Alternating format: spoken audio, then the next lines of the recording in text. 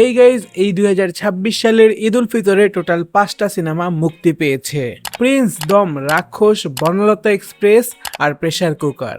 তো এই ভিডিওতে আমরা জানতে যাচ্ছি বাংলাদেশের মাল্টিপ্লেক্স গুলো থেকে 5 দিনে এই সিনেমাগুলো কত টাকা আয় করেছে।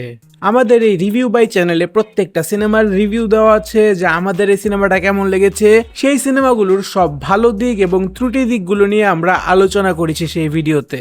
তাই ডিসক্রিপশন এবং কমেন্ট বক্সে লিঙ্ক দিয়ে রাখবো, যদি আপনারা সিনেমার রিভিউগুলো দেখতে চান সেগুলো এই ভিডিওর পরে গিয়ে দেখে আসতে পারেন।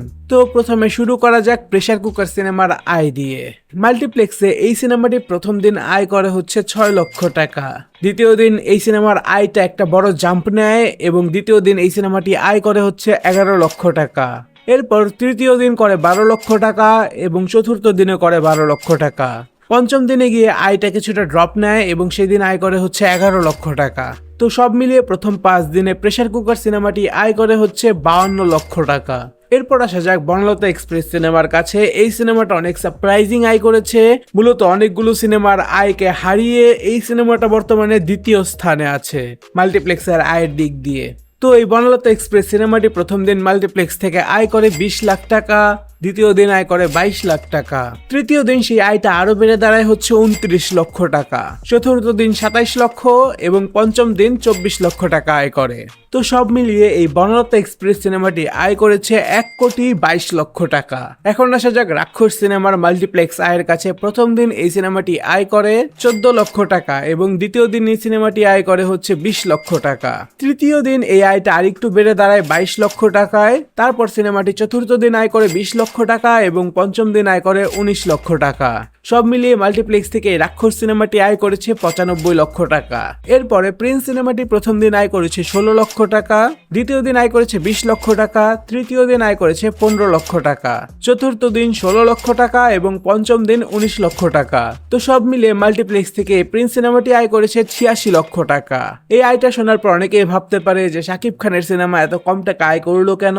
তো প্রথমে শোনা গিয়েছিল যে এই সিনেমাটা প্রদর্শনে মাল্টিপ্লেক্সে নাকি কিছু যান্ত্রিক ত্রুটি দেখা গিয়েছিল, তারপর নাকি প্রিন্স টিমের পক্ষ থেকে সেই সমস্যার সমাধান করা হয়েছে। তবে এখন স্টার সিনেপ্লেক্সের পক্ষ থেকে এসির সমস্যা দেখিয়ে নাকি সিনেমার শোগুলোকে একেবারে কমিয়ে দেওয়া হচ্ছে, বা যে হাউসফুল শো ছিল সেটাকে বাদ দিয়ে দেওয়া হচ্ছে। আমি পার্সোনালি নিজেও মনে করি এই সিনেমাটা যদি এই সমস্যাগুলোতে না পড়তো তাহলে এই সিনেমাটা আরো অনেক বেশি আয় করতে পারতো। তো হ্যাঁ, এখন আসা যাক সেই সিনেমার কাছে যেই সিনেমাটা এবারের ঈদে সব থেকে বেশি আয় করেছে মাল্টিপ্লেক্স থেকে। সেই সিনেমাটির নাম হচ্ছে দম, যেটা প্রথম দিন আয় করেছে হচ্ছে 30 লক্ষ টাকা, দ্বিতীয় দিন সেই আয়টা বেড়ে দাঁড়িয়েছে 34 লক্ষ টাকা, তৃতীয় দিন 36 লক্ষ টাকা, চতুর্থ দিন আফরান নিশোর দম সিনেমাটি আয় করে 34 লক্ষ টাকা এবং পঞ্চম দিন আয় করে 32 লক্ষ টাকা। সব মিলিয়ে এই 5 দিনে এই সিনেমাটি আয় করে 1,66 লক্ষ টাকা। তো হ্যাঁ, আয়ের দিক দিয়ে মাল্টিপ্লেক্সে সবার প্রথমে আছে দম, দ্বিতীয়তে আছে হচ্ছে বনলতা এক্সপ্রেস, তৃতীয়তে আছে রাক্ষস, চতুর্থতে আছে শাকিব খানের প্রিন্স সিনেমা এবং পঞ্চমে আছে হচ্ছে প্রেসার কুকার। আপনারা এবারের ঈদ উল ফিতরে কোন সিনেমাটি দেখেছেন সেটা আমাদেরকে কমেন্টে জানাতে পারেন। দেখা হবে আপনাদের সাথে পরের ভিডিওতে। বিদায়।